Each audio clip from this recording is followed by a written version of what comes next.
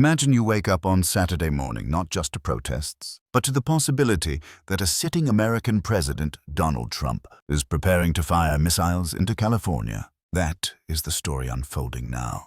Trump may use Navy warships off the San Diego coast to launch missiles toward Camp Pendleton in Southern California, while massive No Kings protests sweep across the nation.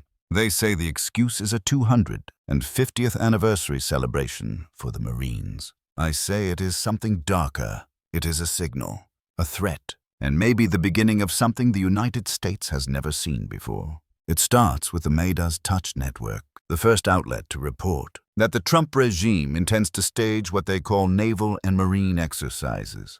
But these are not ordinary exercises. The claim is that the ships will fire live missiles into U.S. territory, into Camp Pendleton, while protesters fill the streets nearby.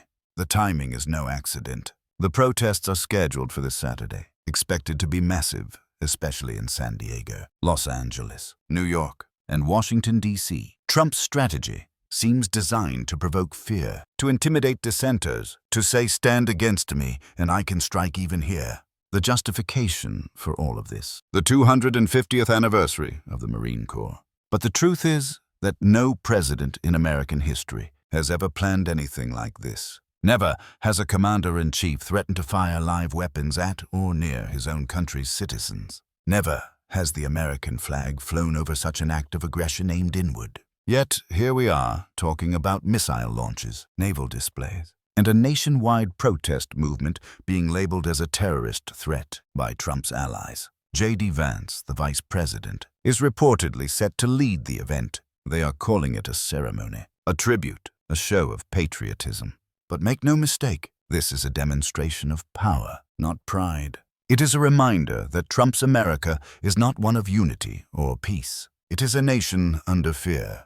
This so-called celebration has been described by insiders as a vanity parade. But this vanity parade comes with missile launches, flight restrictions, and an entire coastline on alert. California Governor Gavin Newsom was quick to respond.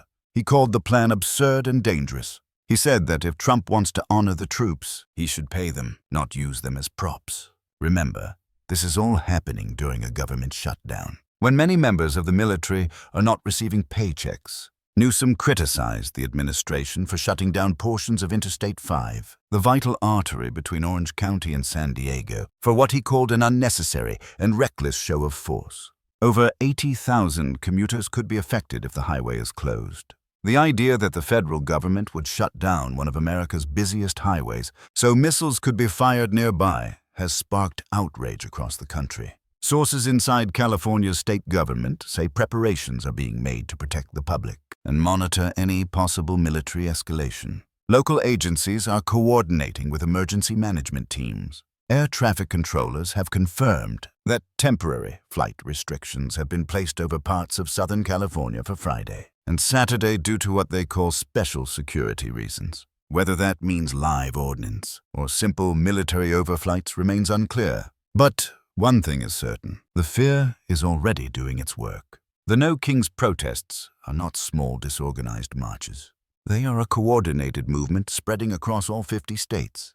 The message is simple: no more kings, no more dictators, no more cults of personality. The organizers see Trump's return to power as the greatest threat to democracy in modern times. The movement's name echoes the spirit of the American Revolution, when colonists declared independence from a king 2.5 centuries ago.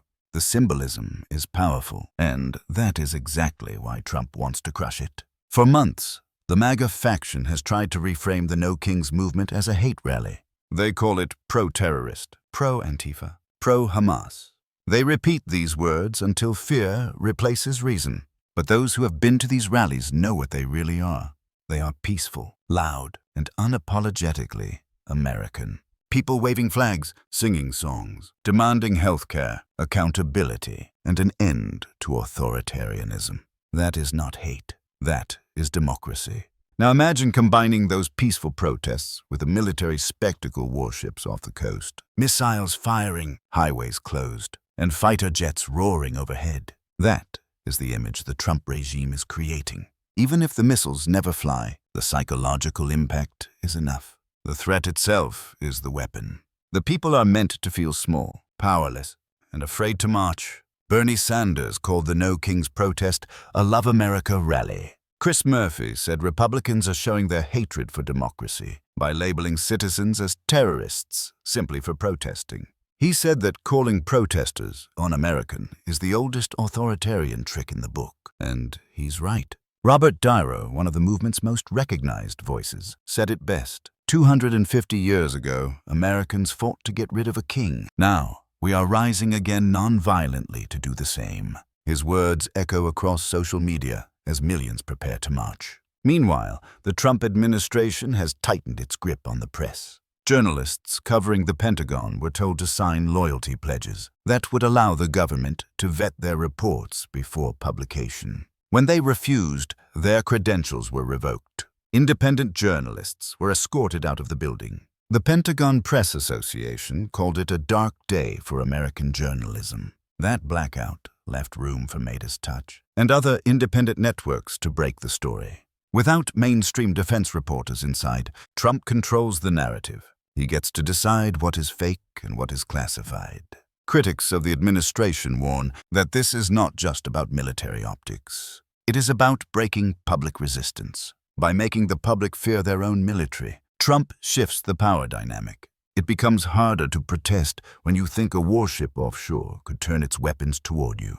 It becomes easier to justify emergency powers, curfews, arrests, and surveillance. And this is not theoretical. These steps have been taken before in smaller, quieter ways. The difference now is scale. Legal scholars are asking whether the president even has the authority to order live fire on U.S. soil under these circumstances. The Posse Comitatus Act restricts the use of the military and domestic law enforcement. The Constitution protects the right to peaceful assembly. If missiles are fired, even as part of a so-called exercise, near active protests that could constitute an act of domestic aggression, it would trigger lawsuits, congressional investigations, and possibly international condemnation. But by the time that happens, the damage may already be done. This is not just a California story. This is a national story about how far a government can go to silence dissent. It is about how power tests the boundaries of fear. It is about how a single act, or even the threat of one, can reshape democracy.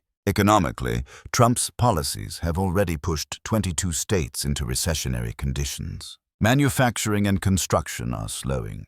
The government shutdown has halted public projects and delayed federal payments. The administration is giving billions to foreign interests, while cutting healthcare and education at home.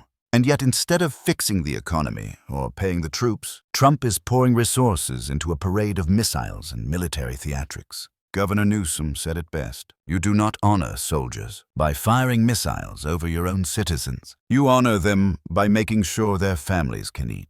Many experts believe the missile plan is a political stunt, a way to rally his base, distract the media, and bait protesters into confrontation. But others are not so sure. In a climate where military loyalty and political allegiance are increasingly intertwined, the line between theater and threat is razor thin. In previous weeks, we have seen similar patterns. Protests labeled as riots, journalists accused of espionage, peaceful assemblies met with military vehicles. The pattern is clear. First, you delegitimize the opposition. Then, you militarize the response. Then you normalize fear. Step by step, democracy erodes. The No Kings protests are expected to be the largest mass mobilization in U.S. history. Millions plan to march on Saturday, October 18th. They know the risks, and they know the power of numbers. The regime wants to scare them into silence. But fear works only if people stay home. Do not give them the reaction they want. Courage is contagious. This is not about left or right anymore. It is about freedom and control. It is about whether we allow one man to turn the military against its own citizens, or whether we stand up and say no. The spirit of 1776 lives again, not through violence, but through unity. So ask yourself, what would it mean if Trump actually ordered a strike within his own country? What would it mean if the military followed that order? What would it mean if we said nothing? We are standing on the edge of history. Whether this weekend passes peacefully or explodes into chaos will tell us everything about where America stands. Will we be a democracy that tolerates dissent, or a regime that silences it with missiles?